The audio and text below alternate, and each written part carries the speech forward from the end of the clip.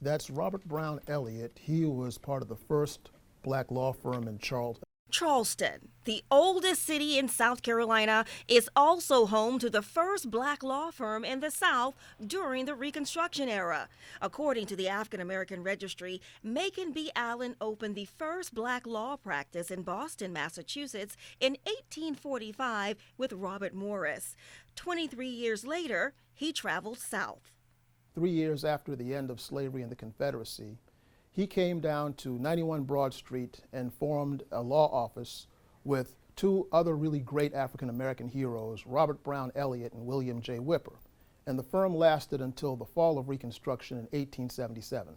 Damon Fordham is an adjunct professor of history at the Citadel. He's also an author and local historian. He says the law firm Whipper, Elliott, and Allen formed in 1868.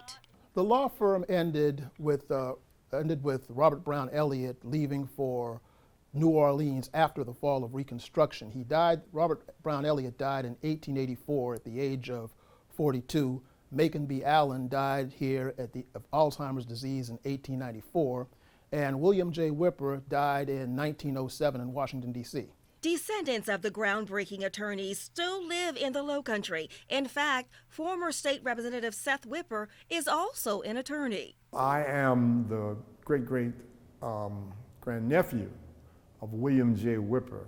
I was totally surprised. I found out about William Whipper when I was doing a paper as a junior in high school on Reconstruction, on the Reconstruction period. And I found this guy, and I called my father and said, hey, you know, there's this William Whipper, this William J. Whipper guy. He's a lawyer in South Carolina. I think he looks like somebody in the family. And so they started doing some more research, and sure enough, it was determined over the years, my father, my mother doing research, and some other family members that, yeah, in fact, that's who he was. William James Whipper was a prominent South Carolina legislator. He married a Charleston girl, Frances Rollin, and they had 2 children. And I knew his son personally. He used to come and visit with us, have dinner with us, go to church with us. His name is Lee Whipper, and he was also an actor. And Whipper was also the first African American elected as a circuit court judge in Charleston County and a member of the State Constitutional Convention of 1868. William Whipper, during that early convention, after the convention after the Civil War, that first one, offered legislation that would allow women to vote. Attorney Whipper says he's proud of his family's pioneering lineage. I felt fulfilled. I felt encouraged. I wanted to be a lawyer before I found out about him. I think that's interesting. And of course, I practice law here with my sister, who's also a lawyer. I mean, it sort of tells you where did I didn't know I had this urge. I mean, even William J. Whipper's uncle, William Whipper, was involved, and his father, they were all involved in the abolitionist movement. And another prominent Whipper relative was instrumental in helping slaves reach freedom through the Underground Railroad. Because the fellow on the picture here is actually the uncle of William J. Whipper, who is my direct line of uncle through Samuel Parker. William Whipper's portrait graces the walls in the old county courthouse courtroom just down the street from his nephew, William J. Whipper's former law firm building. And there were balconies off the back, apparently. This is where it all happened, 91 Broad Street in downtown Charleston. And there was also a couple of buildings separate from this building that was like a kitchen. Stephanie Rhodes and her husband own the historic building.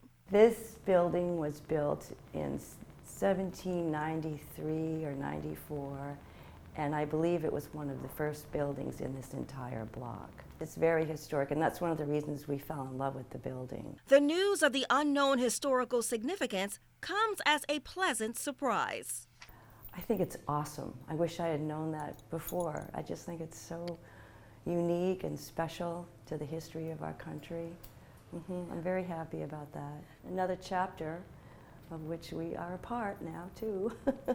A chapter that is one of many for 3 men who worked to change the world, their efforts forever engraved in history.